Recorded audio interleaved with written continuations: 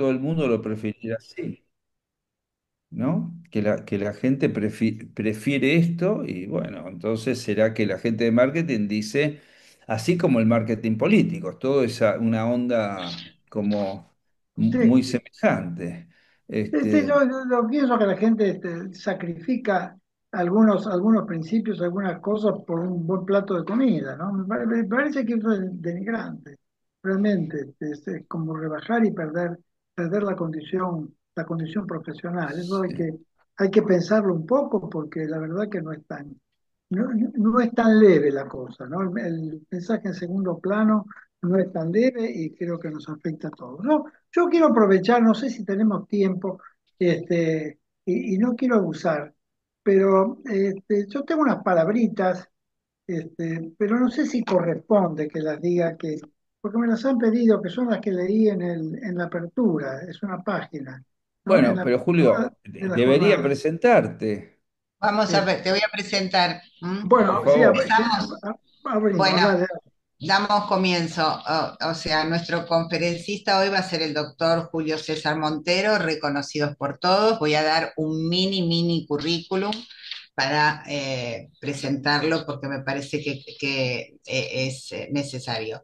Médico nutricionista universitario, docente de la Universidad de Buenos Aires y Universidad Católica Argentina, presidente de SAOTA, director de la Escuela de Posgrado de Obesidad SAOTA AMA, miembro del comité FLASO de Federación Latinoamericana de la Sociedad de Obesidad, autor de Alimentación Paleolítica en el siglo XXI y otras publicaciones en el campo de la nutrición. Es coordinador del Grupo de Trabajo Alimentos de la SAM. Eso es súper mini. Bueno, muchas gracias Marta. Ya saben que es un gran gusto estar acá, tener este espacio que ustedes me han ofrecido, que me das a menú para compartir estos momentos, estas veladas, históricas y excepcionales, ¿no? Porque de alguna manera forman el tejido de comunicación profesional que deberíamos tener de rutina y no como excepción, ¿no? O sea, deberíamos vivir sumergidos en este tipo de comunicación, más allá de los contenidos, que uno puede estar de acuerdo, que pueden ser claros o pueden no serlos, pero es la familiaridad, es el ambiente, es el lugar donde nosotros estamos, nuestro lugar de pertenencia. Este lugar de pertenencia obviamente lo tenemos que crear nosotros, porque no los van a crear y realmente va a estar dirigido a cumplir otras funciones. Bueno, yo quería de alguna manera, pero se me ocurrió a último momento, que compartir algunos párrafos de mis palabras en la jornada de la Sabota, en las palabras iniciales, pero no sé si corresponde. Si quieren lo dejamos para el final, porque me parece este, que fueron de alguna manera envolventes y de alguna manera han planteado en forma global y general cuál es la posición que tenemos, no solo los obesistas, sino también los metabologistas, ¿no? Porque de alguna manera somos metabologistas. Nos hemos dejado correr del lugar y hay gente que no tiene nada que ver con el metabolismo que ha ocupado estos espacios, los espacios metabólicos, ¿no? Y nosotros hemos perdido, hemos retrocedido en eso. Y creo que tenemos que profundizar, porque los nutricionistas somos los que estamos en condiciones de manejar todo este tipo de información. Bueno, este tema, el tema de hoy yo voy a poner acá el primer slide y espero que salga todo bien, gracias a como tenía que ser. Supongo que será este. Y ustedes me dirán si se ven. Sí, se ve. Sí, pero este no es bueno, no importa. Si esto Lo se podés ve Pero, bien, pero ponelo en modo hacer. proyección. ahora lo pongo en modo proyección. Yo lo quería pasar desde la nube, pero me salió acá y voy a seguir acá.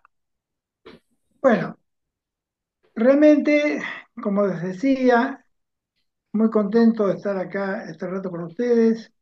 y voy a tratar de traerles este material de una manera un poco estricta, digamos, un poco riguroso. Tal vez exagere un poco, pero no vamos a hablar así como del sistema NOVA, el sistema NOVA como algo más, como un tema. No vamos a plantear un tema, vamos a hablar de técnica dietética, vamos a hablar de mecanismos de cocción y vamos a decir algunas cosas interesantes, sino que nosotros tenemos que replantear cuál es el valor que tiene el sistema NOVA en cuanto a suplir necesidades que se está generando a nivel individual y a nivel colectivo en nuestra sociedad.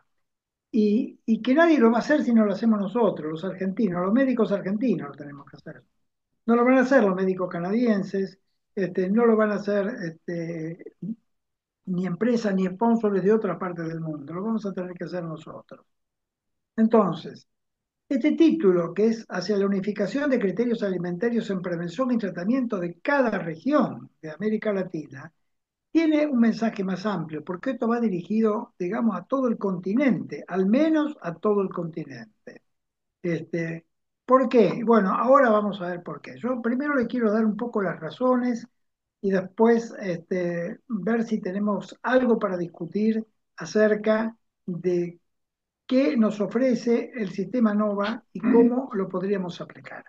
Primero voy a hacer esta introducción, así, un poco general, porque nosotros hemos, eh, digamos, molecularmente, a nivel de nuestra genética, hemos evolucionado a partir de un intercambio permanente en los cambios ambientales y los cambios del genoma. El genoma paleolítico se ha adaptado al ambiente paleolítico y se ha construido, su secuencia de bases se han dispuesto y se han expresado de tal manera que este barquito, que en realidad representa a la especie o a todas las especies, es el reflejo y la adaptación a estos estímulos ambientales.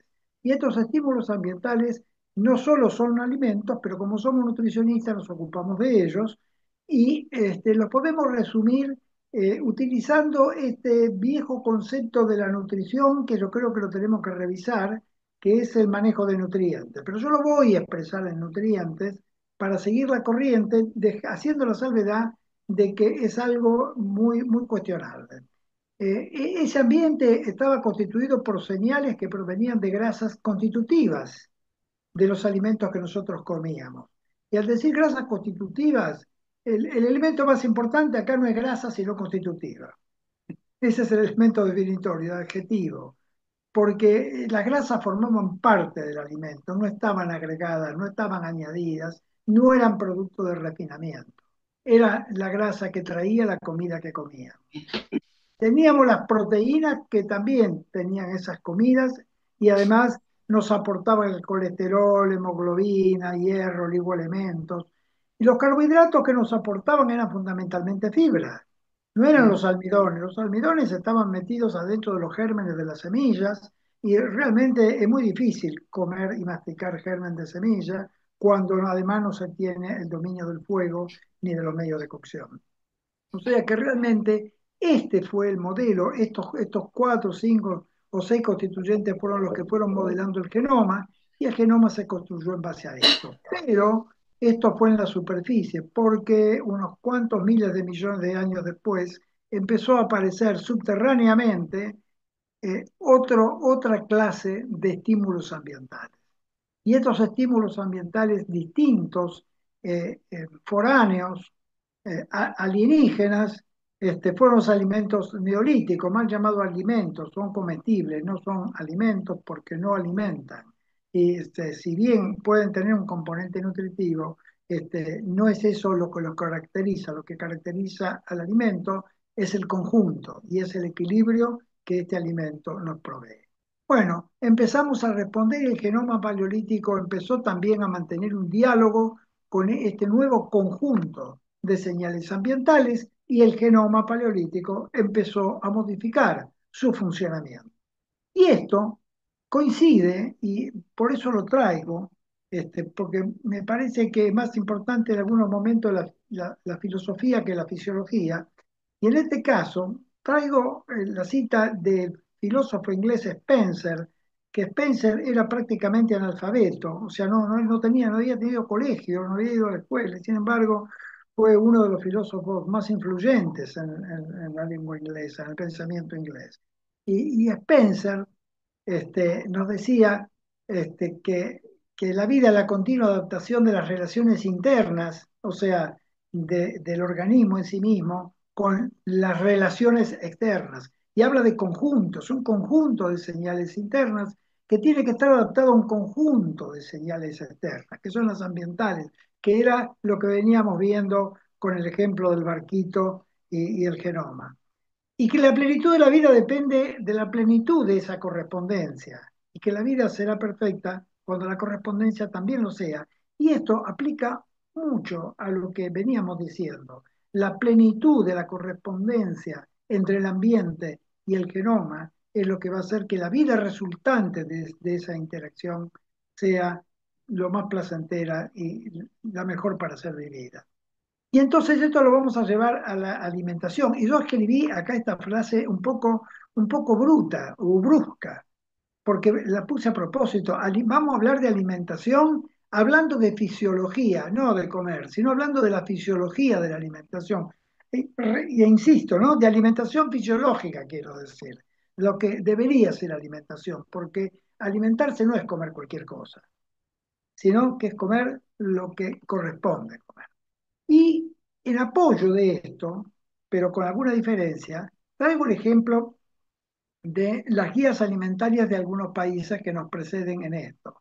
Por ejemplo, las guías canadienses establecen un criterio para poder determinar cuál sería el hilo conductor para transmitir el concepto de alimentación saludable. Primero, para impregnar al cuerpo de profesionales y segundo, para que el cuerpo de profesionales lo pueda transmitir a la población bajo su atención.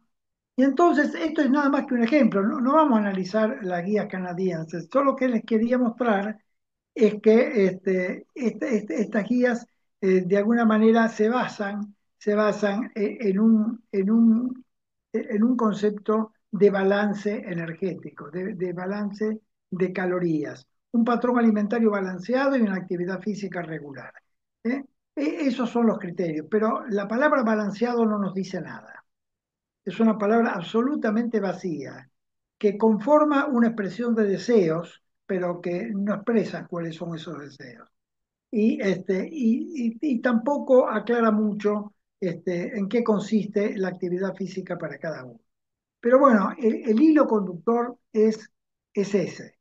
Y entonces nos muestra cuál es la organización que ellos pretenden. Las guías norteamericanas, lo mismo.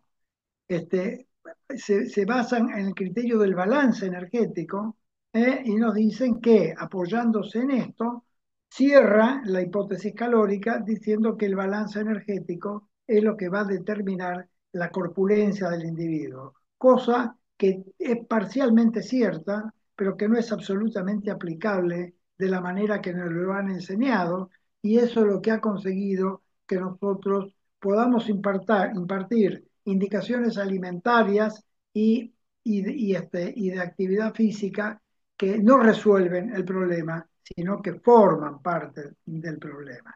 Es más, las guías norteamericanas nos dicen que hay 17 patrones alimentarios distintos. Ellos reconocen 17 modelos alimentarios y no reconocen que ninguno de ellos tenga superioridad con respecto a otro, siempre y cuando respeten el balance energético, lo que ellos llaman el balance energético. Entonces, con esto mostramos de que estas culturas médicas han instalado criterios que después aplican.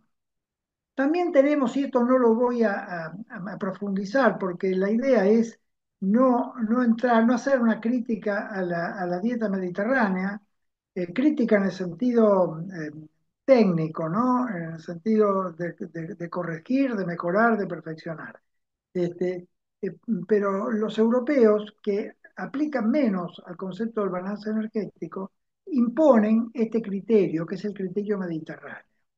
Entonces, el criterio mediterráneo, que es un criterio, pero a diferencia del criterio del balance energético, yo el balance energético lo puedo aplicar en cualquier región del planeta.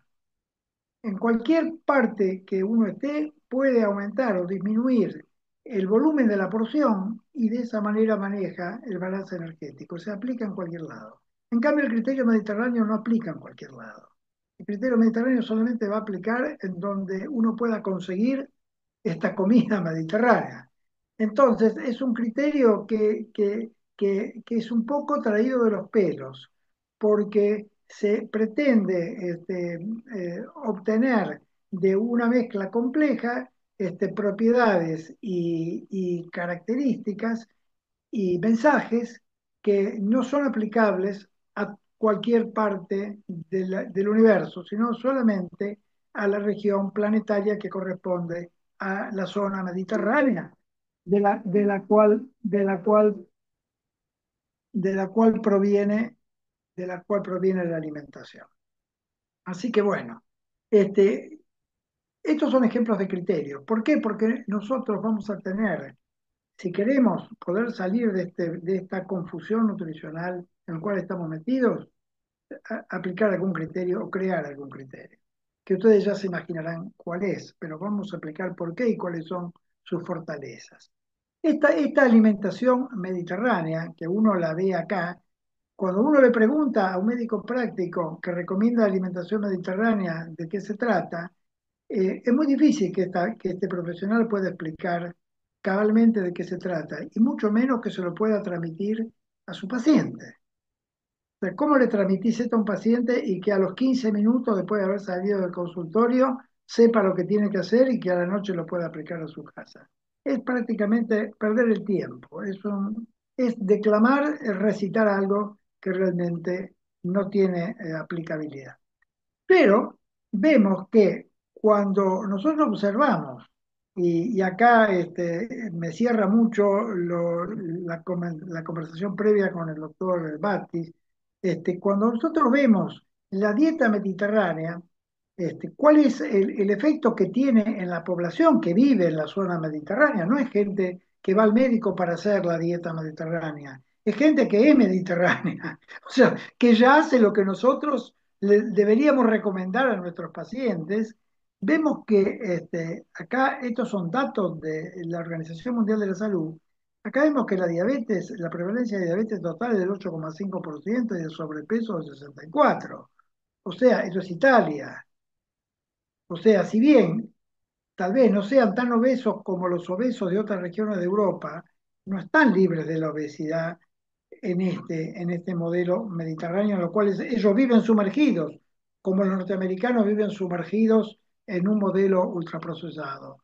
Y los griegos, que también viven sumergidos en un modelo mediterráneo, tienen 65% de sobrepeso, el 9% de diabetes, el 25% de obesidad. Quiere decir que, bueno, que no están tan a salvo. Ahora, nosotros estuvimos hace un tiempo en una reunión con una experta española que atiende una clínica de metabolismo en Barcelona. Fue una reunión que hizo el laboratorio Adium y donde ella explicó, justamente habló de la dieta mediterránea y le preguntamos desde el auditorio, en el momento de las preguntas, si ella que vivía en Barcelona, donde la alimentación es mediterránea, tenía que indicar alimentación mediterránea a sus pacientes. Porque si los médicos mediterráneos indican dieta mediterránea, quiere decir que los mediterráneos no la hacen. Y realmente dijo, sí, es cierto, es cierto. Acá no comen la alimentación mediterránea. Bueno, entonces acá hay un problema, ¿no? Realmente hay un problema. Ustedes se están proponiendo a la gente que haga una dieta que no la puede hacer ni siquiera en el mismo lugar donde ellos viven. ¿No? Es como decir que nosotros proponemos la dieta del asado y acá nadie come asado, ¿no? Sería lo mismo. Entonces, acá es un punto de fragilidad de todo este planteo.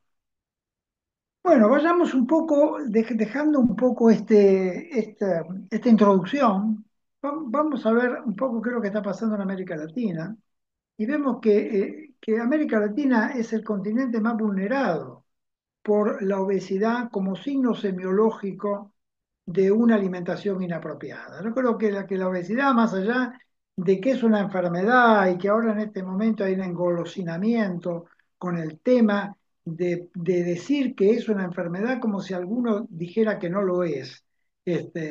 Yo no escuché a nadie decir que no es una enfermedad. Sin embargo, hay un grupo de fanáticos que lo único que hace es insistir en tratar de convencer no sé a quién de que la obesidad es una enfermedad. A lo sumo, lo que estamos discutiendo es a partir de qué momento es una enfermedad. ¿Eh? O sea, en qué momento la temperatura corporal es fiebre. No estamos negando que la fiebre existe, sino cuándo empieza la fiebre. Y estamos en una situación un poco parecida. Nosotros en América Latina estamos a la cabeza de la expansión de obesidad. Con estos datos que son un poco antiguos, 360 millones de personas, exceso de peso, que es más de la mitad de los habitantes de la región. Entonces, nosotros desde nuestro continente tenemos organizaciones que son bastante más confiables que otras que son referentes en esta área, como por ejemplo, la Organización Panamericana de la Salud, que es la más antigua de las organizaciones de salud del planeta, es más antigua que la OMS, la ha precedido. Bueno, y la OPS no tiene dudas, no tiene ninguna duda. Dice que nuestras dietas, nuestra alimentación ha sido dañada. ¿Y de qué forma está siendo dañada? Está siendo dañada por un conjunto de sustancias que nosotros comemos como si fueran alimentos y que son los llamados ultraprocesados. Este, entonces acá volvemos al segundo slide, ¿no? Acá lo que ha cambiado es esto. Ha cambiado este conjunto de señales, el genoma ha dejado de responder o responde parcialmente a las señales originales y ha empezado a responder a un conjunto de señales que no son 10, sino que son miles de sustancias que nunca formaron parte de la alimentación. O sea, estamos dialogando con alienígenas permanentemente, y es como si nosotros tuviéramos un microscopio óptico y estamos discutiendo con moléculas y con virus a nivel submicroscópico. O sea, no hay posibilidad de entendimiento. El genoma responde como puede y una de las características que nosotros vemos en la semiología es todos los problemas de salud que están apareciendo. Entonces, ¿qué ha pasado? Los comestibles ultraprocesados han desplazado las comidas originales. Tenemos algunas culturas, como en la norteamericana, donde el 59% de las calorías provienen de ultraprocesados. El Reino Unido pasa lo mismo, más de la mitad de las calorías. Canadá lo mismo. Estos van todos a la cabeza, todo de alguna manera formando parte del Commonwealth o bastante relacionado con el Commonwealth, tienen el mismo problema del ultraprocesamiento. Y a medida que nos vamos alejando de los países del Commonwealth, donde tenemos países más tradicionales todavía, como Brasil, como México, el porcentaje de calorías ultraprocesadas son bastante menores, pero van en crecimiento. Ahora, ¿qué nos aportan estos productos ultraprocesados? Bueno, acá caemos en la trampa de los nutrientes críticos, porque por haber construido una nutrición basada en 4 o 5 componentes, nosotros pretendemos sacar conclusiones que corresponden a un número de actores mucho más amplio. Pero si nosotros miramos únicamente esos componentes, digamos, tradicionales, vemos que los ultraprocesados en América Latina, en la estadística hecha en el año 2013, publicada en el 2014, nos dice que el 64% de las calorías vienen de ultraprocesados, el 90% de los azúcares, el 72% de la grasa total, casi el 70% de la saturada y las 3/4 partes del sodio alimentario. O sea que si uno pudiera limpiar las comidas ultraprocesadas de los menúes y de las góndolas, realmente resolvería en forma automática y sin tener que hacer ninguna indicación de medidas o de cantidades, o con muy pocas indicaciones podría resolver todo este problema que que estamos enfrentando. Esta es, de alguna manera, una publicación del American Heart y la puse porque creo que es la primera vez que la American Heart Association le da entidad al sistema NOVA, porque era como que no existía. Así como la dieta prudente del año 1961, cuando uno revisa la dieta prudente del American Heart, cuando le echaban la culpa al colesterol, y sobre todo el colesterol de los huevos, de la enfermedad coronaria, y uno la lee, y yo tengo las conferencias que daba en aquel momento sobre el tema, y no figura el huevo. O sea, la dieta que recomienda la Asociación Americana del Corazón era una dieta sin huevo. No decía que había que comer ni poco ni mucho. La palabra huevo no estaba. Era como que lo hubieran borrado del planeta, ¿no? Y el huevo seguía existiendo en la vida cotidiana y todo el mundo comía huevo, pero el American Heart no se expedía, no decía nada porque obviamente debía tener algunas dudas. Bueno, con el sistema NOVA hicieron lo mismo. Durante mucho tiempo no figuró en ninguna parte, era como que esto no estaba pasando. Entonces, la primera vez este año, la American Heart hace esta publicación donde considera el sistema NOVA y entonces lo pone, este es el cuadro que pone, que a mí me gustó mucho, porque realmente es muy claro y nos indica de que hay una serie de cosméticos y aditivos y que pueden ser sustancias de no uso culinario, o sea, que no tengan que ver ni con la cocina, ni con el metabolismo, ni con la alimentación, con nada, como ser agentes formadores de volumen, colorantes, emulsificantes, aumentantes del sabor, gelificantes, edulcorantes, emulsificadores, bueno, en fin, todo un conjunto que son como 300 o 400 sustancias, incluso sustancias de neosíntesis, como aceites raros, azúcares modificados. Cuando todo esto es agregado, por ejemplo, a alimentos reales que provienen de la naturaleza, como podrían ser, por ejemplo, los garbanzos, y le agregamos esto, entonces ahí le estamos haciendo un proceso industrial y estos garbanzos ya no son garbanzos, sino que pasan a ser un ultraprocesado. Y ultraprocesado no por el grado de procesamiento, porque acá hay también algo que es confundente y que no es inocente que sea confundente, se confunde el procesamiento con el ultraprocesamiento. El ultraprocesamiento implica el agregado de sustancias que no son alimentos, que no forman parte de las comidas, que no son comidas. Entonces, eso es lo que caracteriza al ultraprocesamiento, es como la contaminación química con sustancias que no pertenecen al área de la comida. Así llegamos a tener esta categoría que desgraciadamente le pusieron el nombre de alimentos y están en las góndolas con los alimentos, no están con los suplementos. Podrían estar con los suplementos, podrían estar con los medicamentos o podrían estar con sustancias de moda, pero no, lo metieron junto con los alimentos. Y esto me trajo a la memoria, cuando lo vi esto, me trajo a la memoria algo que algunos de ustedes tal vez se acuerde, porque esto desapareció del planeta, así como los huevos habían desaparecido del planeta y después reaparecieron.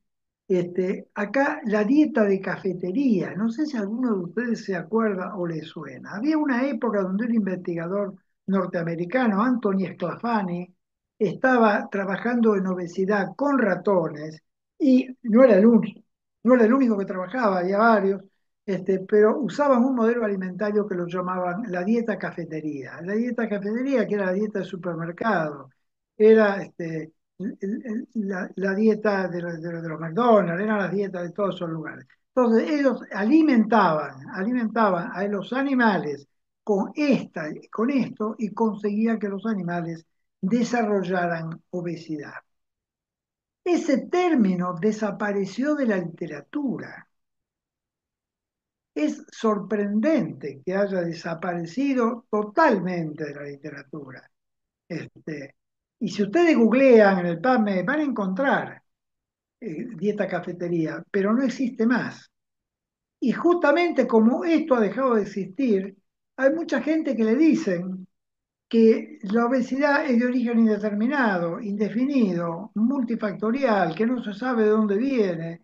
Y bueno, si uno no sabe la enfermedad de dónde viene, va a ser muy difícil que la pueda prevenir y también va a ser muy difícil que la pueda tratar racionalmente. Esto ha salido de la literatura y acá vemos que los componentes de la dieta cafetería, y traje solamente esto para dar un ejemplo, trae alteraciones en el metabolismo, en la salud y también genera el desarrollo de comportamientos alimentarios similares a los de los desórdenes alimentarios. Y hay muchísima literatura. Acá les puse otro, los aditivos artificiales son peligrosos a largo término. Bueno, eh, es para demasiado. Entonces, acá tenemos lo que viene pasando y lo que estamos enfrentando.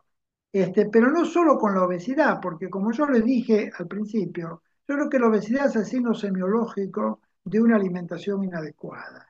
Es el signo, digamos, el signo tangible, el signo clínico, porque todos los otros signos que tenemos son técnicos, no se pueden obtener digamos, por la observación directa. Este, entonces, yo creo que hay más cosas de la obesidad. Y acá lo tenemos, en esta publicación de este artículo de revisión, también creo que del American Heart, ¿sí? El mismo artículo del American Heart, dice que las comidas ultraprocesadas tienen relación con la salud cardiometabólica, no habla de la obesidad. No es que la obesidad trae a su... No, no, no, no. ¿Eh? Y acá hace un análisis y pone en plano de la conciencia, no importa la letra chica, acá lo que vale son los títulos, la letra grande, por eso tenemos previcia, porque la previcia nos hace ver los títulos, las letras grandes y la previa acusia nos hace escuchar los mensajes fuertes y no los chimentos que no conducen a ninguna parte. Y entonces acá tenemos que la salud cardiometabólica depende también de los ultraprocesados independientemente del desarrollo de obesidad. Y en este Anal Review, en el último que salió, Anal Review es como la revista oficial del establishment, ¿no?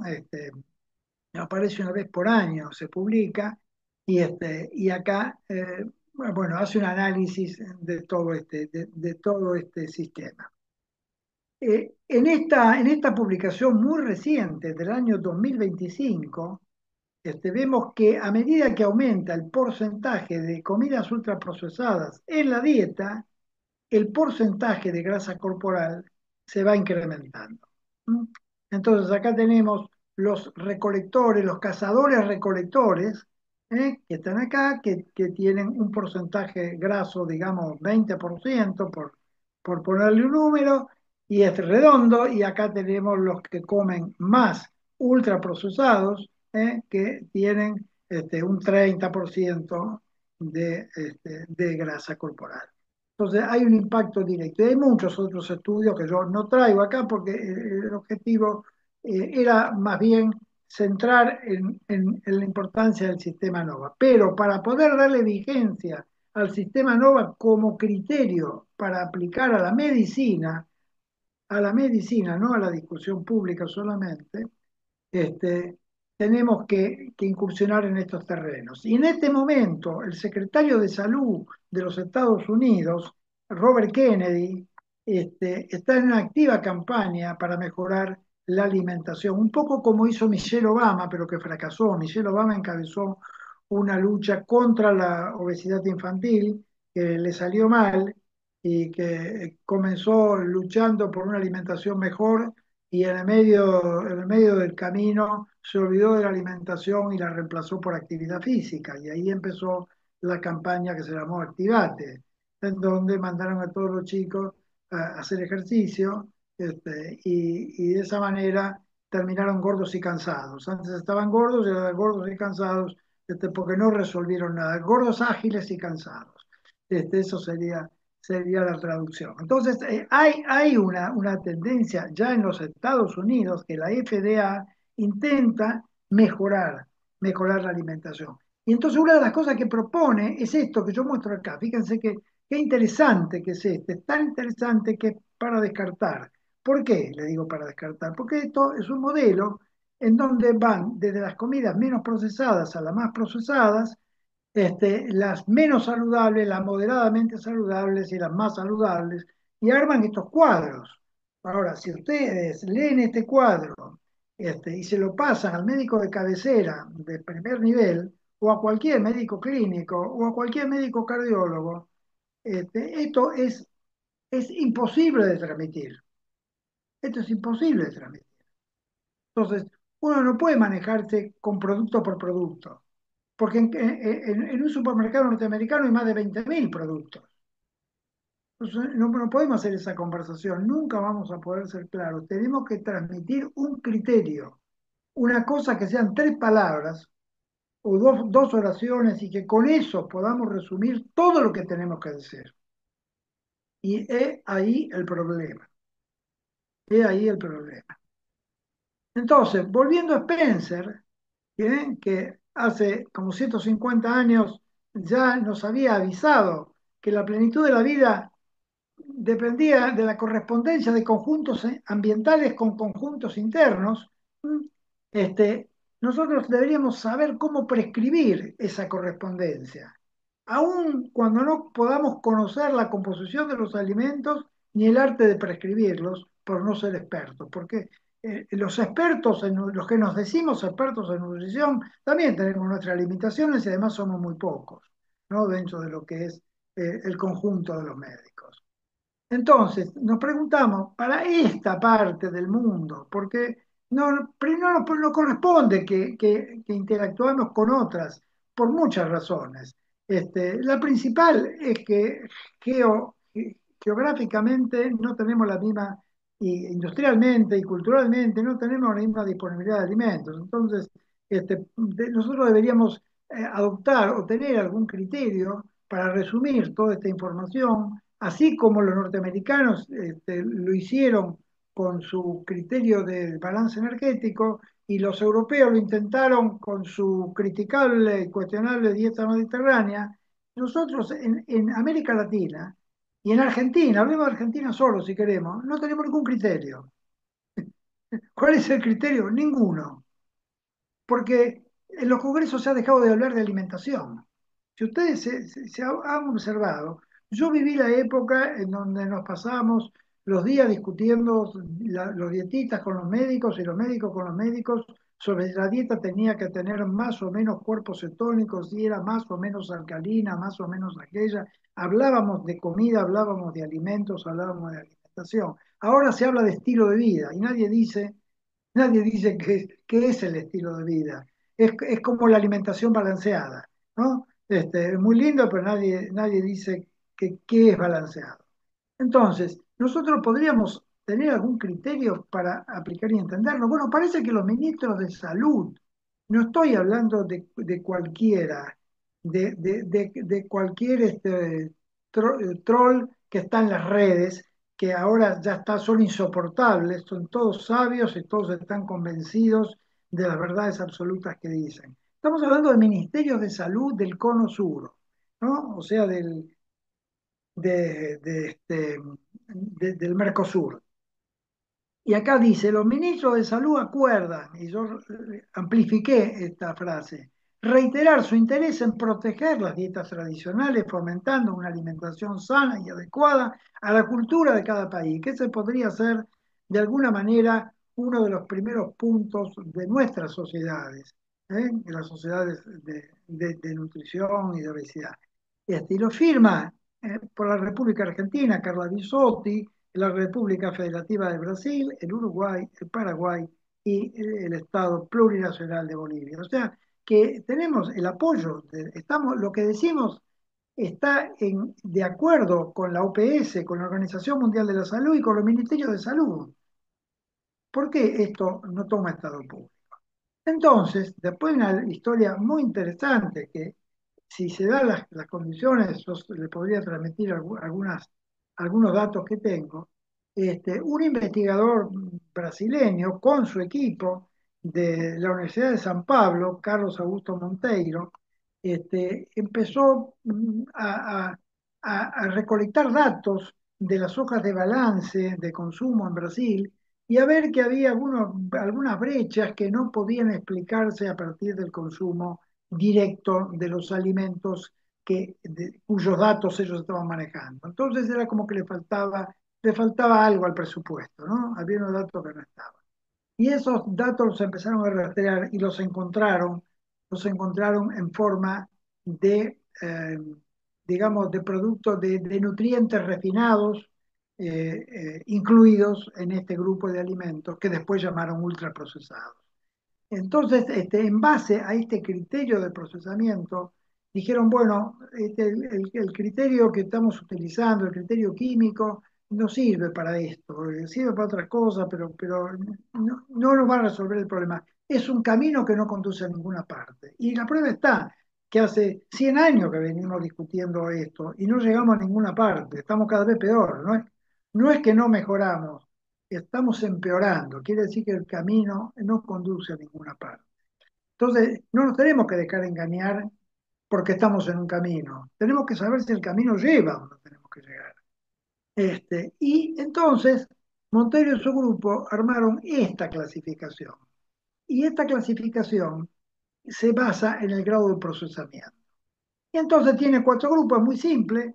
Aquellos alimentos que a mí me gusta decirle minimalistas, o sea, tal cual como vienen de fábrica, como lo da la naturaleza, alimentos sin procesar o mínimamente procesados, sin ponerle nada, sin cocinarlo demasiado, sin someterlo a procesos exóticos.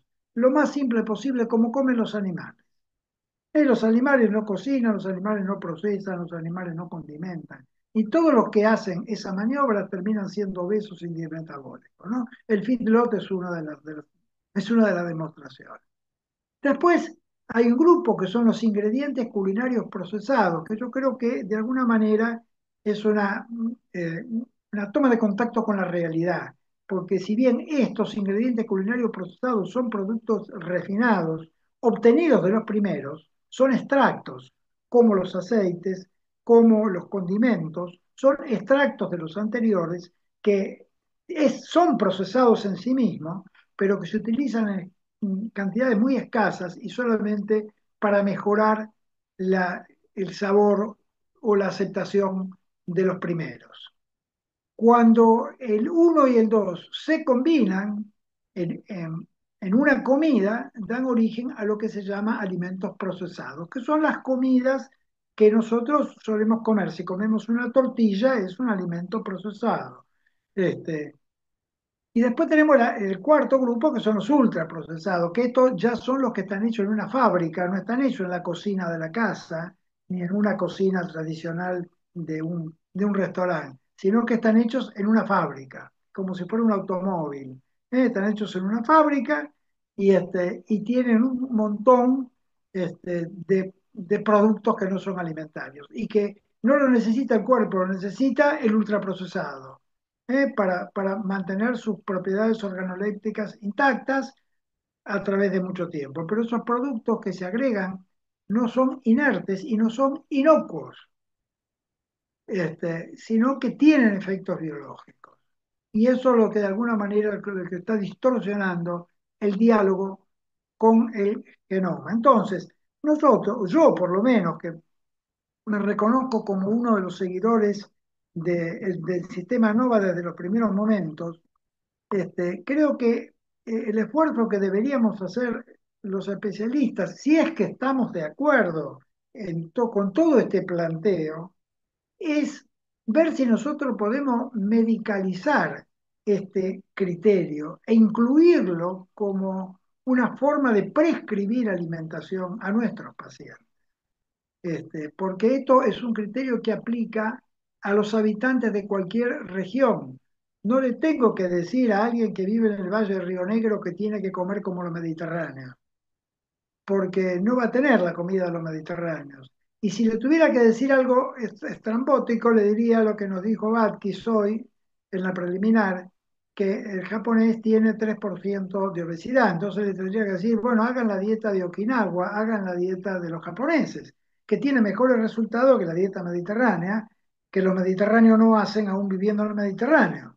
Este, entonces, esto aplica sin introducir alimentos que no corresponden a la zona donde vive la persona. Entonces uno puede utilizar lo mismo que ya venía comiendo la persona, pero disminuyendo el nivel y el grado de procesamiento. Y esto ya establecería un nivel básico de corrección, no solo para el que sufre el problema, el que ya tiene la semiología, sino también para los convivientes, porque los convivientes están expuestos a la misma noxa, pero todavía no han desarrollado la patología porque no han tenido la suficiente susceptibilidad o no han tenido el tiempo suficiente. No nos olvidemos que los chicos, como están creciendo, todo ese potencial de desarrollo exagerado, lo vuelcan en el crecimiento y entonces se hacen más grandes antes de hacerse obesos.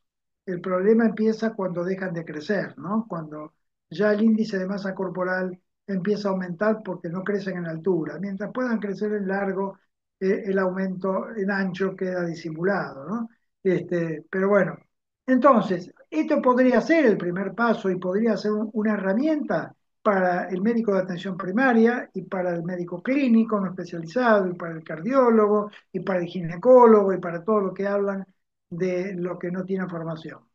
Y después se puede refinar, y ya eso lo pueden hacer los especialistas, los nutricionistas, con el ajuste de porciones y con el ajuste de nutrientes, o sea, modificar la proporcionalidad y las cantidades ya con un conocimiento técnico más acabado.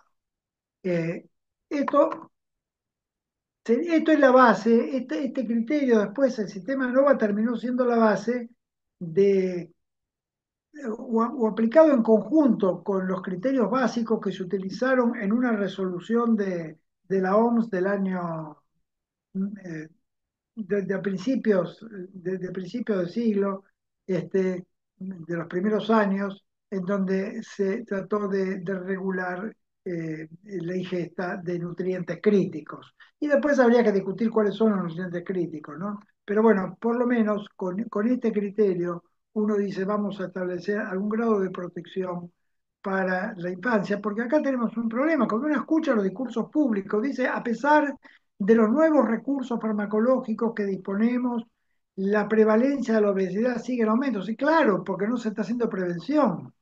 Entonces, la prevalencia no va a disminuir por el tratamiento, la prevalencia va a disminuir por la prevención. Entonces, estamos utilizando las palabras equivocadas y las señales equivocadas. Entonces, bueno, con esto de alguna manera tenemos un grado de protección porque estamos con una expectativa espantosa para obesidad infantil y yo realmente no quiero que los chicos que no tienen ninguna responsabilidad ni conciencia de enfermedad este, lleguen a sufrir, tener una vida de enfermedad, de medicación permanente, de polimedicación permanente, de pérdida de calidad de vida. No hay ningún derecho a que estén sometidos a ese riesgo. Son 750 millones de chicos que en el año 2035 van a estar pasando por nuestros consultorios escuchando recetas que no le van a resolver el problema.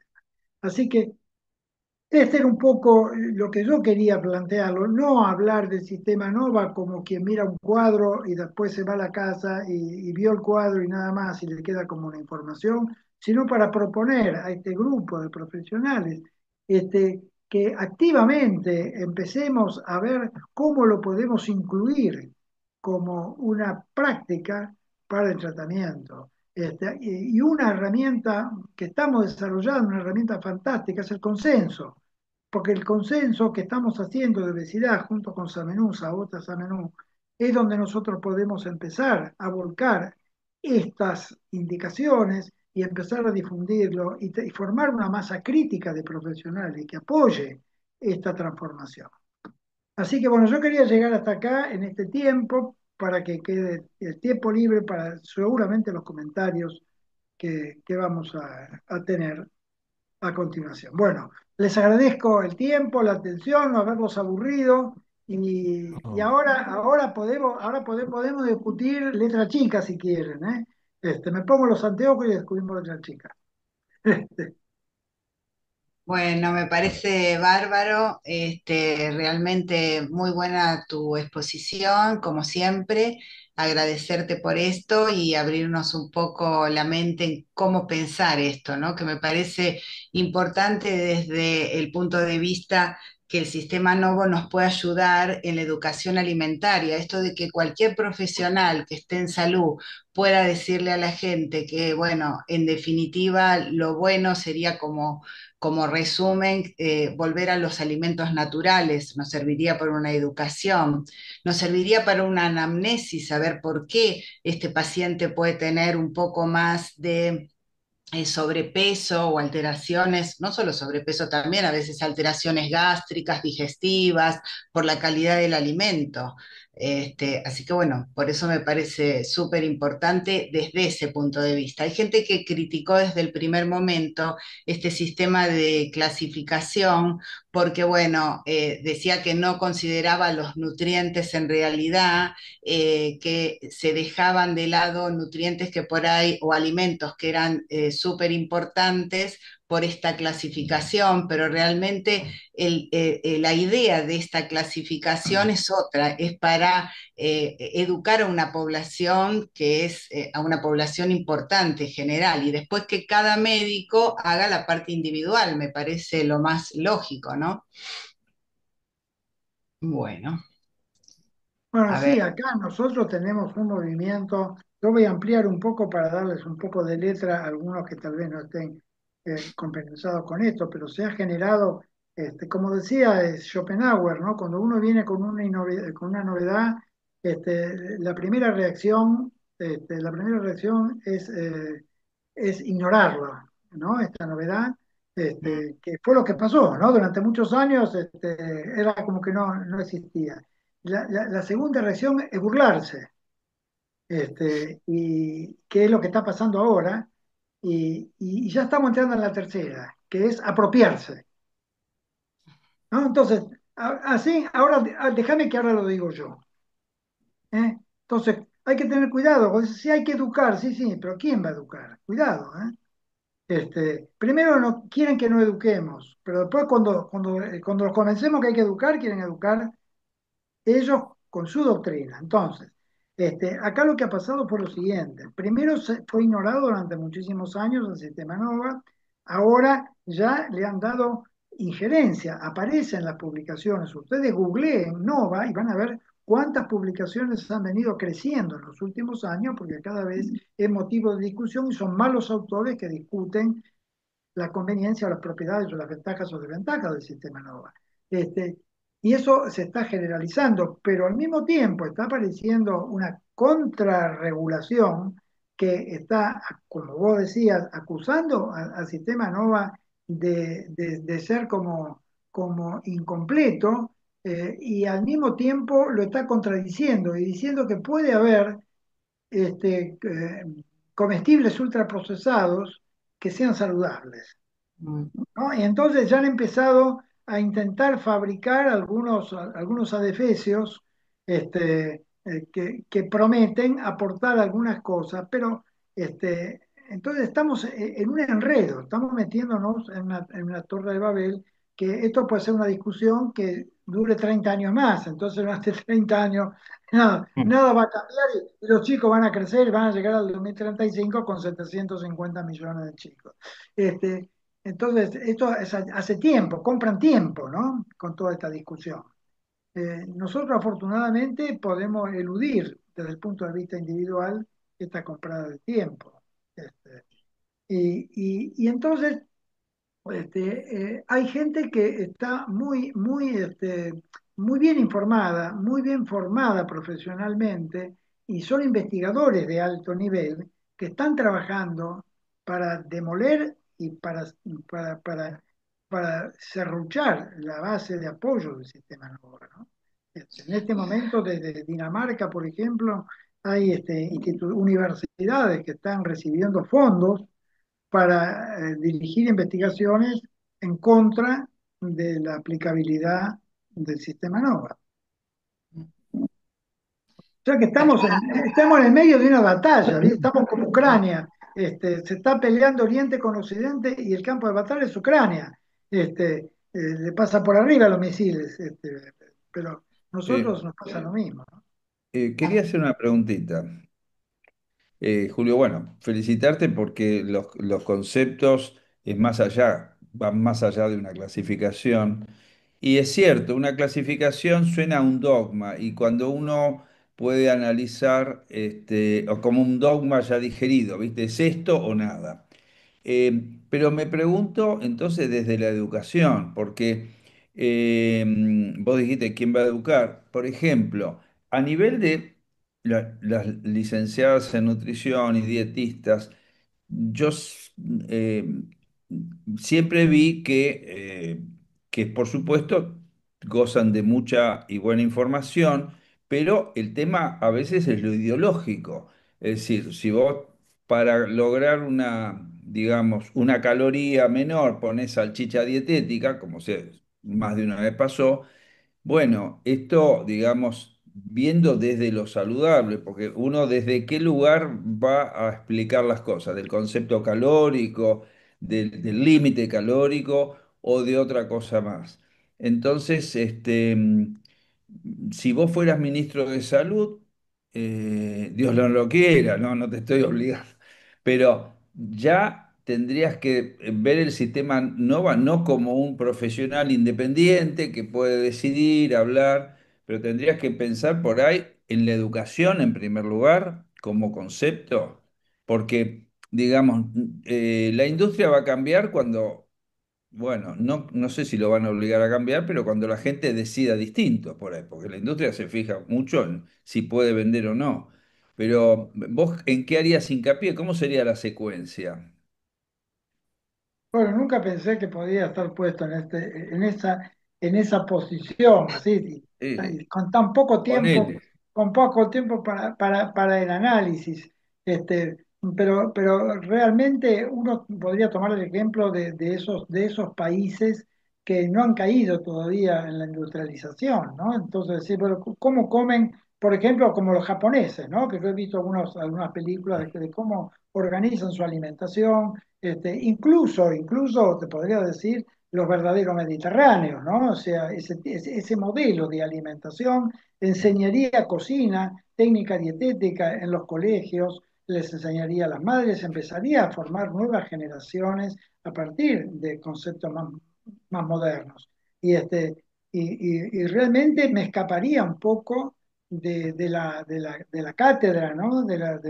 Porque la cátedra ha sido de alguna manera orientada a utilizar esos caminos que no llevan a ninguna parte. Juntamente el camino de la caloría es un camino que no lleva a ninguna parte, es muy lindo, porque haces cuentas y las cuentas te dan, y vos te quedás contento cuando las cuentas te dan.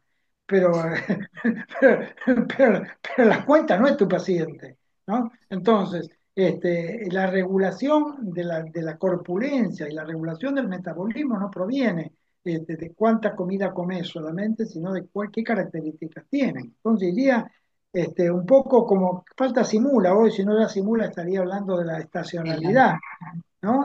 Haría hincapié en la estacionalidad, que es fundamental, porque aún, y ya esto es letra chica, ¿no?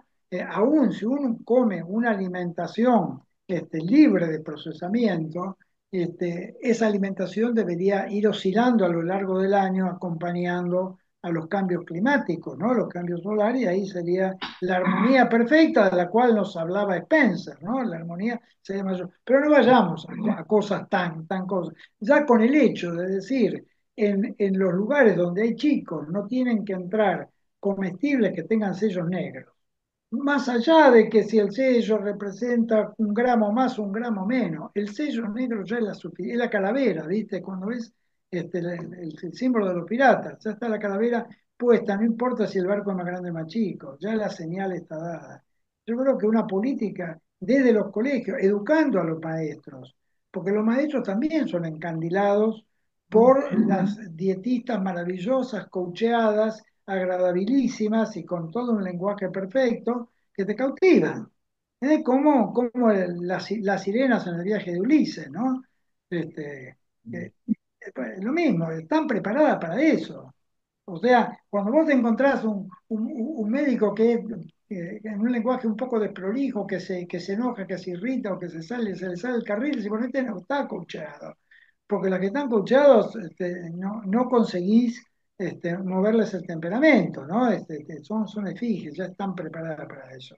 Entonces, quiero decir, el cuerpo de docentes, que es muy importante, las maestras, esas son las que tienen que estar bien formadas. Y esas estaban a cargo de instituciones cuyos profesionales que las dirigían estaban pagos por la industria de ultraprocesados.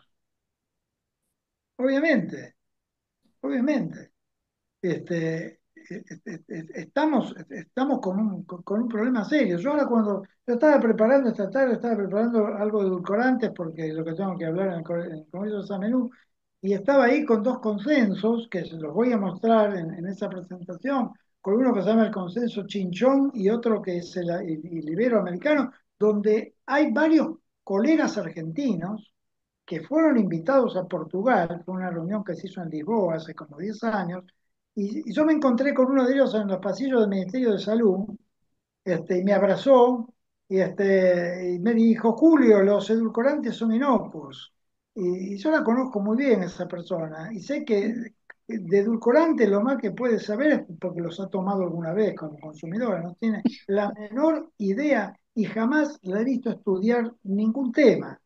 Y vino convencida porque se ve que en Lisboa la pasó muy bien. Esa fue una organización que estaba, o sea, fue una reunión de expertos donde esas conclusiones después fueron volcadas en muchos congresos, y que fue organizada por la Internacional de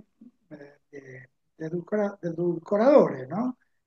Entonces, bueno, yo creo que por ahí tendríamos que empezar. No una guerra, sino una transformación, sino un proceso de transformación gradual, ir mejorando las cosas, ir estableciendo, dando pasos y sin retroceder, sin ir para adelante y para atrás.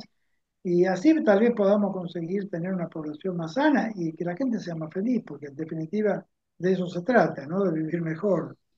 Y llega un momento en que uno se siente protagonista, no es que quiera hacer cosas, preferiría no tener que hacerlas, pero está metida en el medio del baile, ¿no? Uno está metido en el medio del baile y ves el problema que hay. Y es un problema que va a afectar a nuestros hijos, se va a afectar a nuestros nietos, ¿no? Va a afectar a nosotros, nos va a afectar de alguna manera, Y porque sí. nuestra descendencia somos Ah, nosotros, ¿no? ah.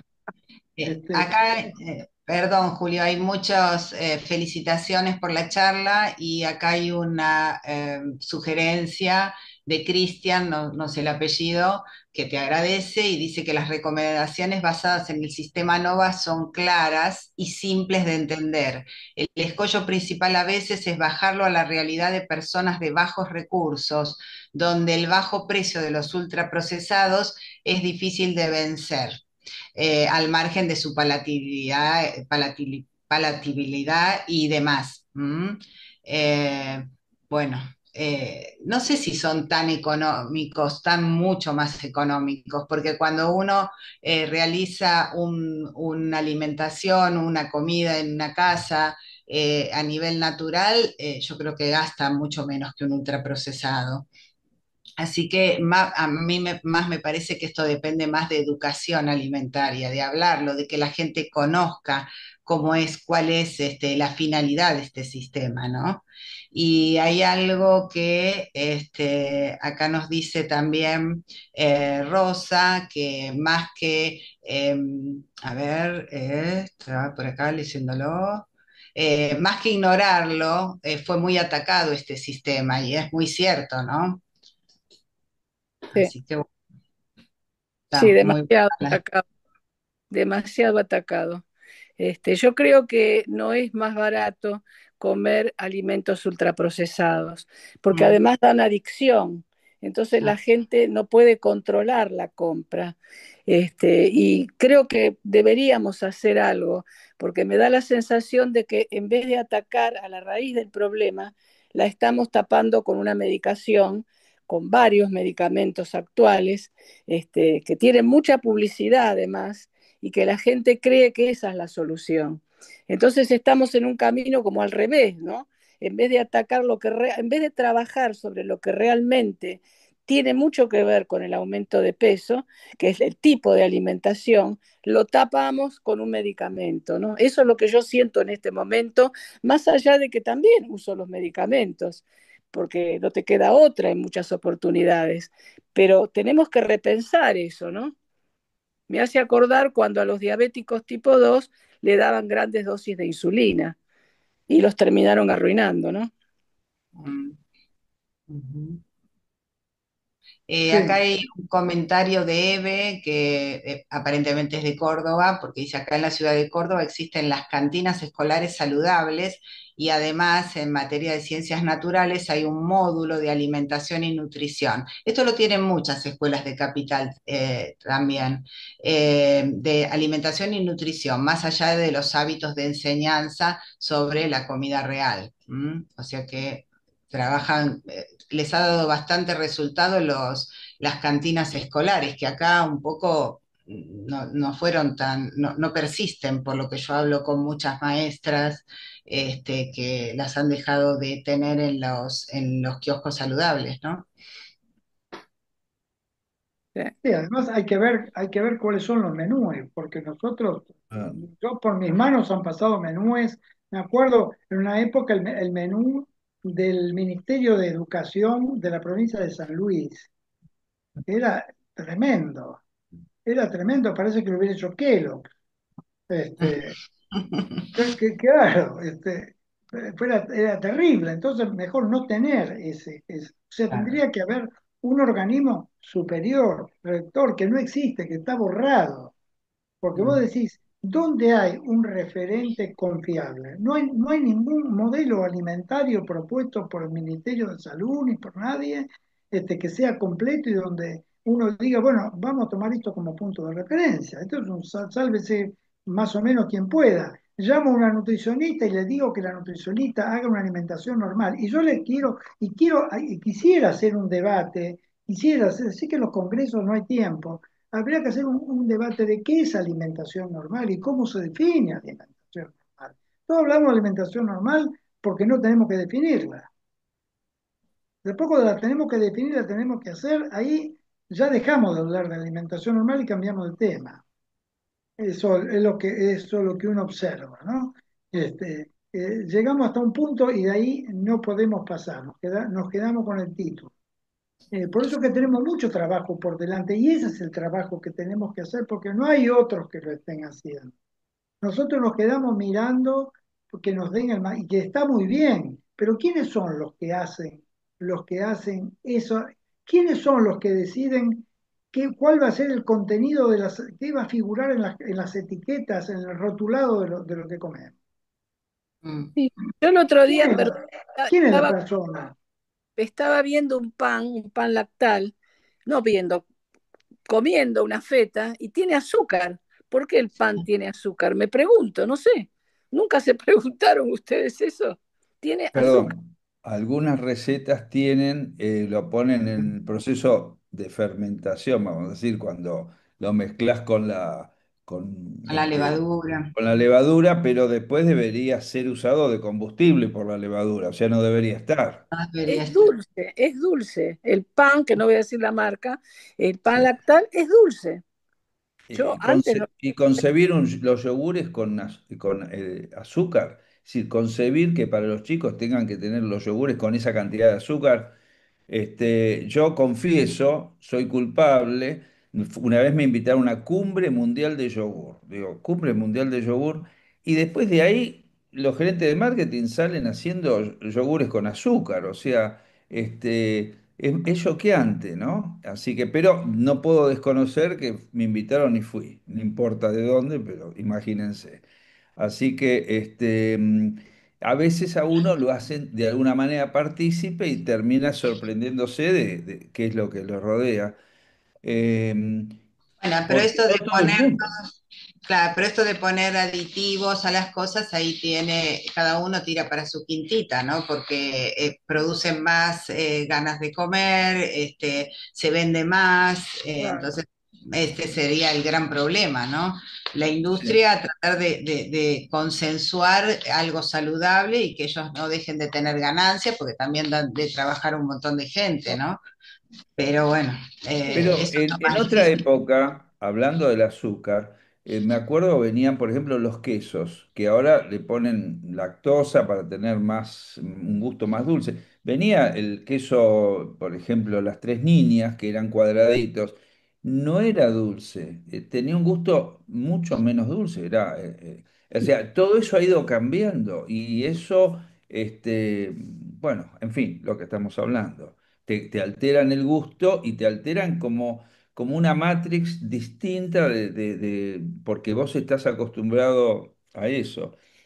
En fin, realmente el sistema a veces puede servir este sistema ahora para reflexionar más para que para actuar, quizás, porque digamos, esto podría generar posiciones de adherencia. Y de paso te quería preguntar, Julio, porque hubo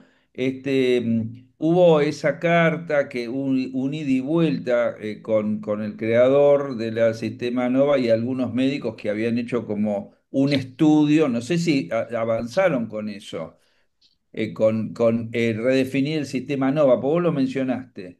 No Sí, sé bueno, si... eso fue una propuesta que vino un poco desde Bélgica, a través de una universidad dinamarquesa, Sí, que manejaba, el que manejaba este proyecto era Arne Astrup, que es un investigador dinamarqués que fue presidente de la Sociedad Mundial de Obesidad, y de ahí lo conocí bastante bien. Astro trabajó para varias industrias en distintos momentos de su vida y el proyecto era de alguna manera dinamitar o cuestionar los puntos flojos. Era un proyecto universitario y que además estaba financiado por una empresa farmacéutica. ¿y qué pasó? Bueno, ¿Avanzaron con eso? bueno, no sé, Porque se armó un hicimos una escándalo. nota de repudio nosotros, vos también, o Bueno, sea, bueno, no sé en qué siguió. Tendría que escribirle a Monteiro para que me actualice, que es una buena idea. Pero bueno, eso fue lo que pasó. Entonces uno se sorprende que nosotros tenemos un sistema que es muy malo para prescribir alimentos, que es pésimo, porque además, y un rotulado que es horrible, que vos fíjate que el rotulado, lo único que lees son los nutrientes que tienen calorías. Son los que tienen calorías, hidrato de carbono, proteína y grasa. Ahí te dice la cantidad, el porcentaje. Después de todo lo demás, que son 50 cosas más, no dice nada. está todo bien, sí, lo No, demás no está todo dice bien. nada. No dice absolutamente nada. Y son sustancias que tienen actividad hormonal, son todos disruptores endócrinos. Los Claro. edulcorantes son disruptores endócrinos. Pero es que no podría ser de otra manera, porque si no, no endulzarían. O sea, cuando vino esa colega tan contenta y me abrazó y me dijo, son inocuos, y mira, si fueran inocuos, no se lo pondrían. Justamente, se lo ponen porque no son inocuos, porque producen un cambio comportamental. Y hay Sí. explicaciones, y aunque no tuvieran las explicaciones, porque me tienen un poco cansado los científicos, quiero decir, no los científicos, así como dijo Cavallo en aquel momento, ¿no? Sino que si no hay demostración, bueno, mira, puede ser que no haya demostración del mecanismo, pero está la demostración de la realidad. Yo no preciso un estudio científico que me diga que el agua moja, porque lo puedo comprobar yo mismo con mis sentidos, ¿no? Entonces, que no exista el estudio no invalida la realidad. Y ahora apareció, y yo creo que tal vez en conexión un poco con el desarrollo de la entrega, se me ocurre, o, no, o al revés, aparece el mecanismo de por qué la necesidad de comer dulce después de comer, ¿no? Y lo dije así redundando para que suene más fuerte. La necesidad de comer después de terminar de comer, ¿no? Que muchos de nosotros experimentamos. A tal Sí. punto que a mí se me ocurrió, todavía no lo apliqué, pero lo pueden aplicar ustedes, si son lo suficientemente kamikazes, de decirle a la gente, mire, vamos a hacer una cosa, coma el postre primero. Empiece por el postre. ¿Por qué tiene que tener ese orden la alimentación? Entrada, comida y postre. Hagamos postre primero. Y vamos a ver si después come. Cuando yo era chico, y esto lo aprendí de cuando era chico de las abuelas, que te decían, nene, el postre se come después, porque antes de la comida no, porque si no los chicos no comen la No comida, comen. no Eso es comen. verdad. Eso es verdad. Entonces, ¿por qué no empezamos por el final y damos vuelta a la ecuación a ver lo que pasa? Eso podría ser, por ejemplo, un interesante trabajo que se puede hacer de investigación y después publicarlo, la inversión de la comida. Como un juego, a ver qué pasa. Bueno, el tema es este. Cuando se activan las neuronas propio-melanocortinérgicas, que son las que se ligan, las que liberan la hormona melanocito dispersante, que se liga al receptor melanocortinérgico 4 y ahí produce la sensación de saciedad. Cuando se produce todo ese pasaje, neurona del núcleo 4, propio melanocortina, melanocortina dispersante, receptor 4, cuando hace todo ese camino, en un momento se desvía un camino lateral así y se libera endorfina de la propia melanocortina. Y la Sí. endorfina liga al receptor opioide MUN y esa ligazón te hace venir la necesidad de comer algo dulce.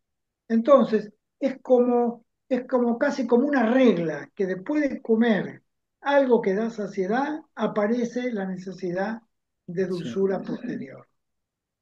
Este, ahí se justificaría el uso de naltrexona, ¿no? De un inhibidor Sí. de opioides. Ahí Sí. tendría su invitación. Bueno, pero es otro tema, pero quiero decir, todo esto de alguna manera está armado y ensamblado de tal forma que el camino te va conduciendo a aceptar cosas que no deberían haber sido aceptadas. Y esto es lo que nosotros tenemos que empezar a discutir para darle sentido a nuestra profesión. Si no, somos simplemente amplificadores de un mensaje que se produce en alguna parte del planeta y que no sabemos quién lo produce ni cuál es la intención.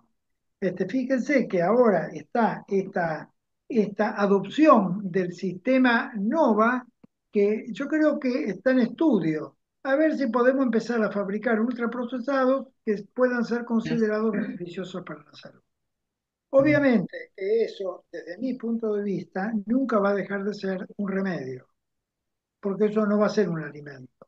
Si vamos a empezar a mezclar sustancias para aportar cosas que creemos que son buenas, vamos a terminar recetando una vitamina Bueno, masticable, pasa con efectiva. con el vegetarianismo y los productos ultraprocesados vegetarianos, me parece. Las hamburguesas y esas cosas que necesitan un armado para poder ser Claro, palatables. los vegetarianos que aborrecen la carne tratan de imitar a la carne con un Sí. vegetal. Me parece que es Mm, una contradicción, eso, pero eso entrando de los planteos psicológicos, ¿no? Si no quieren comer carne, bueno, no coman nada, que no la coman, pero claro. tampoco la imiten, no la Sí. coman directamente, ¿no? Comen Este, más me- ultraprocesados que los otros, que los omnívoros. porque al final terminamos en el vegetarianismo ultraprocesado, ¿no? O sea, Ah. se pierde el concepto del vegetarianismo.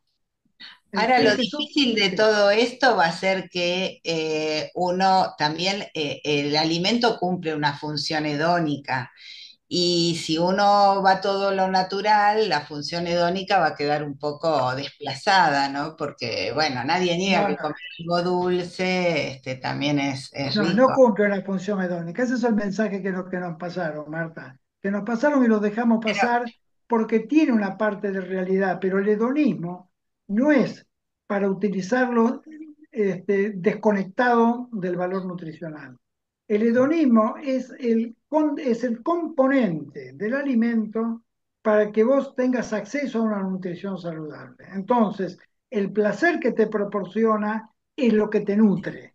Pero claro, ahora lo que se ha conseguido es la disociación, se ha separado la capacidad hedonística de la capacidad nutritiva y te dan el hedonismo suelto. Entonces, claro, sí, si empezás claro. a comer azúcar suelto, y sí, ahí te produce todos los efectos psicológicos del placer, pero es el Claro, placer desvinculado del objetivo, ¿no? Del claro, objetivo para el cual fue programado ese placer.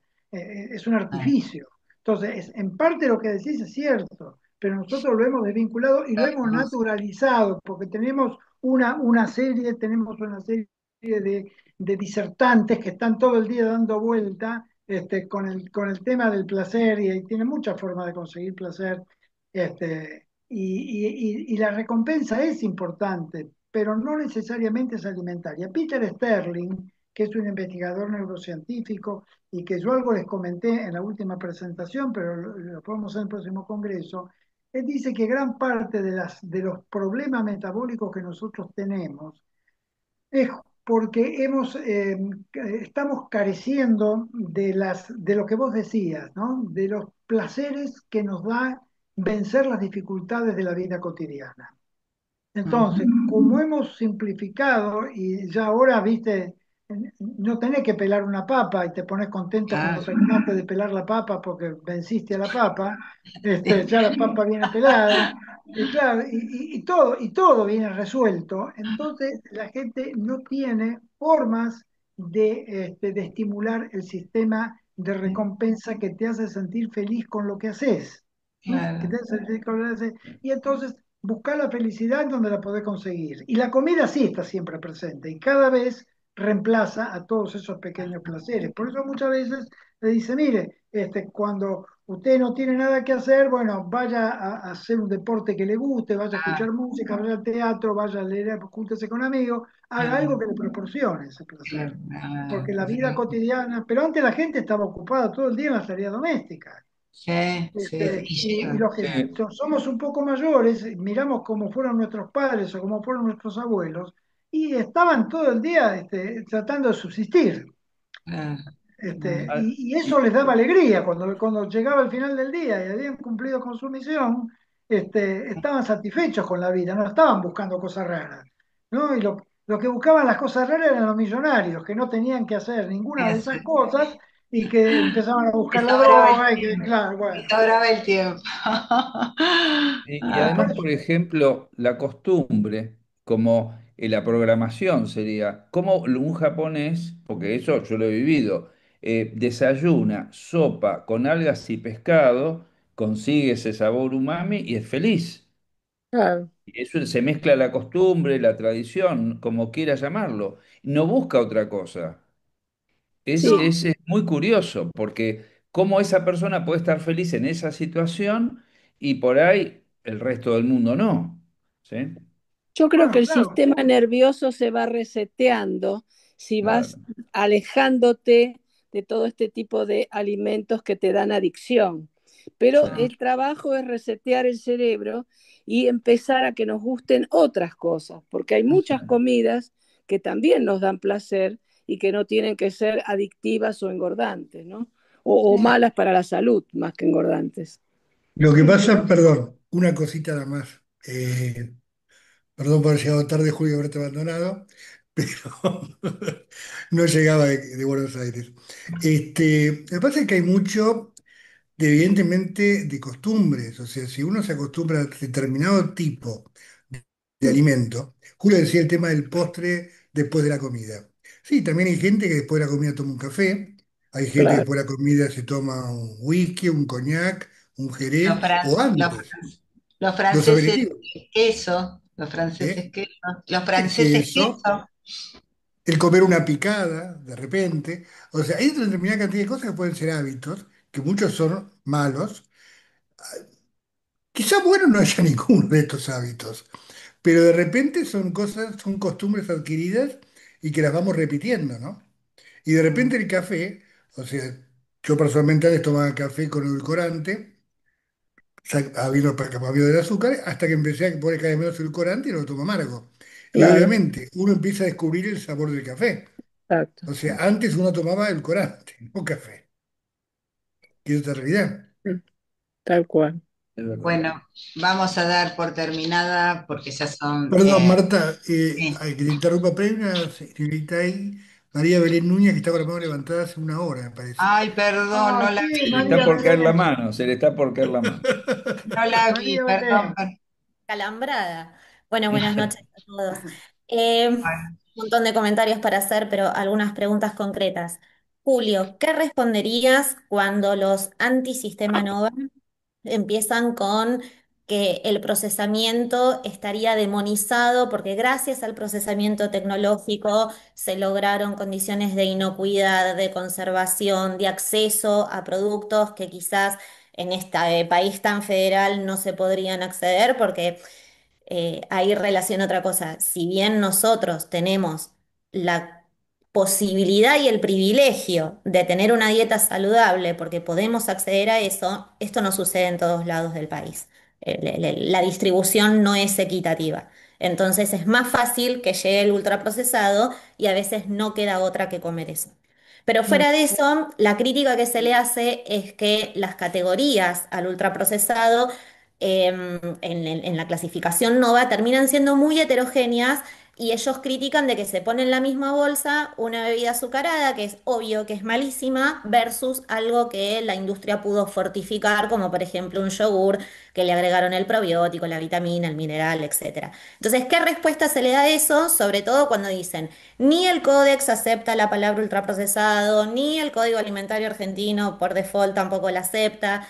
Es muy difícil ir contra eso cuando ellos justifican de que el procesamiento tecnológico está bien y que todos los estudios y la evidencia que hay, muchas veces financiada por la misma industria alimentaria, dice que hay límites, ingestas diarias recomendadas por día de que en pequeñas dosis cada uno de esos aditivos, de esos cosméticos que le van poniendo, son inocuos y nadie hace estudios a largo plazo de la sinergia de todos esos aditivos que vamos consumiendo con la repetición de ultraprocesados. Fuera de esa pregunta, crítica a la formación de los nutricionistas. Por más que nosotros podamos ir a los entornos escolares, a colaborar con los menúes, a colaborar con las cantinas, a que los kioscos sean más saludables, etcétera, de formación con la palabra entera, de formación que tenemos, es la educación que se recibe en las universidades, donde todavía no se problematiza el consumo de ultraprocesados. Yo fui formada por la escuela de Cormillot, dando ultraprocesados light hasta 6 comidas diarias para llegar a las calorías justas y que la gaseosa dietética sea de consumo libre. Es una crítica también para no romantizar de que todos los nutricionistas tenemos esta visión y que me parece que hay que trabajar también en las universidades para que se ayornen a esto. Universidades que están cooptadas por industrias, porque ya les digo, yo me formé en la Universidad de Cormillot, que era el director de ahí. El otro comentario se me fue porque hablaron de muchas cosas y me lo acuerdo, vuelvo a levantar la mano. Bueno, María Belén, muy interesante. Bueno, yo un poco conozco, tal vez un poco más de la historia de por cómo viene esto.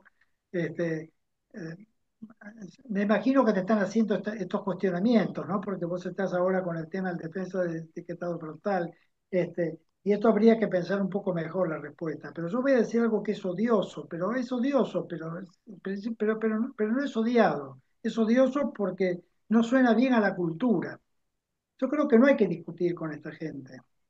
Es un tema que está fuera de discusión. Hay que hacer como hacen las grandes potencias. Dice, nos sentamos a la mesa si vamos a discutir esto, o no nos sentamos a la mesa si vamos a discutir esto. Es un tema que no hay que discutir, porque esto no se resuelve discutiendo ni con esos argumentos. Las poblaciones que vivían en condiciones donde la alimentación era problemática, vivían antes que llegaran los ultraprocesados y Claro, también estaban claro. ahí. No es que, por ejemplo, el barco factoría que recorre el Mato Grosso vendiendo galletitas Oreos a los aborígenes del Amazonas, los aborígenes del Amazonas vivieron toda la vida sin ese barco factoría. Ahora que vos me digas, sí, pero yo en el barco factoría le llevo la vitamina, el ácido fólico, que a mí me parece que le va a hacer bien, sí, bueno, pero hay que ver el ácido fólico dentro del contexto de la selva, si es lo mismo dentro del contexto de la ciudad. Entonces son discusiones que no se pueden mantener. Por eso decía, los científicos me tienen un poco cansado porque contradicen la realidad con sus argumentos. Y es la mejor manera de contradecir la realidad. Porque el método científico no es ciencia y hay que entender eso. Y yo no me sentaría a discutir con tecnólogos alimentarios porque no pueden pensar de otra forma. así como nosotros reconocemos que tenemos un vicio de formación básico, como yo les digo, les decía en mis clases a mis alumnos, que vos lo habrás escuchado, no sé por qué le tenía simpatía a los hidratos de carbono, nunca lo supe, pero le tenía simpatía. Este, y nacemos ya con un vicio conformacional, congénito, ellos también. Ellos no pueden dejar de aplaudirse y de elogiarse por conseguir que una cosa sea aséptica. Es un triunfo. Y a la naturaleza nunca le importó la asepsia, la reguló de otra manera. O sea, la asepsia es necesaria porque estamos introduciendo métodos donde puede existir contaminación. Entonces, estamos planteando un problema que no tendríamos que plantear. El problema es que estamos discutiendo algo que no habría que discutir. Acá lo que tenemos que discutir es si nosotros les vamos a dar de comer a los chicos sustancias que son alimentos o sustancias que son otra cosa. El Esa es tema la es que estas discusión. narrativas vienen impuestas por industrias que están sentadas en la mesa de toma de decisiones, porque son industrias transnacionales que hacen muchísimo lobby, que hay puertas giratorias, hay conflictos de interés, financian una campaña política, financian la evidencia que les conviene y cooptan a profesionales de salud como nosotros para que salgan a validar estas narrativas. Entonces, lamentablemente, hay que hacerle frente para que no se instale esto y para que quede en evidencia de que son narrativas totalmente sesgadas por intereses comerciales. Entiendo de que nosotros podamos decidir qué hacemos en nuestro espacio de consulta, pero acá hay un problema muchísimo más profundo que es lo que se está dando en políticas alimentarias en cuanto a provisión de alimentos. O sea, si el mismo Estado hace donaciones de ultraprocesados, ya ahí es un problema más sistemático. No es solamente de educar, porque podemos ir a una escuela y dar educación alimentaria nutricional, pero si en la cantina, en el kiosco y en el comedor se ofrecen ultraprocesados, ¿qué le vas a decir a los chicos? No, coman fruta y verdura y después van al recreo y tienen un lobby tremendo de industrias que plotearon la ladera con Coca-Cola, la góndola con Coca-Cola, el pancho, es muy difícil trabajar la individualidad sin profundizar en el entorno. Eso se llama corrupción. Sí, Bueno, igual no hay que darse por vencido, hay que seguir trabajando, agruparse para el bienestar de la gente. Yo creo que no nos tenemos que dar por vencidos. Esta noche hubo más o menos 40 personas que escucharon esto y bueno, nos tenemos que ir sumando e ir viendo cómo podemos presentar las propuestas, no quedarnos solamente en el consultorio, porque todos sabemos bien claramente que los ultraprocesados no son buenos para la vida. Se podrá diferenciar algunas pequeñas cosas, pero en general son malos, ¿no? Y no nos quedemos esto en un aula, sino tratemos de ver cómo agruparnos para poder presentar propuestas y en algún momento van a ser aceptadas, ¿no? Si no luchamos, no podemos hacer nada. Mira, bueno, acá hay una gran Perdón, falta. Julio, Sí. se nos está acabando el tiempo, Bien. porque Marta está queriendo hablar, pero ya no, estamos no. pasados 6 minutos de la hora a tope, por eso. Claro, yo quería decir que excelente cierre de Rosa y bueno, despedirnos. La verdad Sí. que agradecerte muchísimo, Julio, toda tu exposición y a todos los que participaron de ella. Y bueno, recordarles el Congreso de Nutrición, el tercer Congreso de Nutrición y el primero de Alimentos, que va a tener lugar ya prontito, 6, 7 y 8 de noviembre. Los esperamos a todos y esperamos contar con la presencia de ustedes. Bueno, Bueno, vengan y Bueno, seguimos la discusión ahí. Vamos a estar exacto. sí, escuchando. sí, por supuesto. Bien. Hay que seguir así. Hasta Bueno, Buenas luego. noches a todos. Muchas gracias. Chao, gracias, Un chao, muchas chao. abrazo. gracias.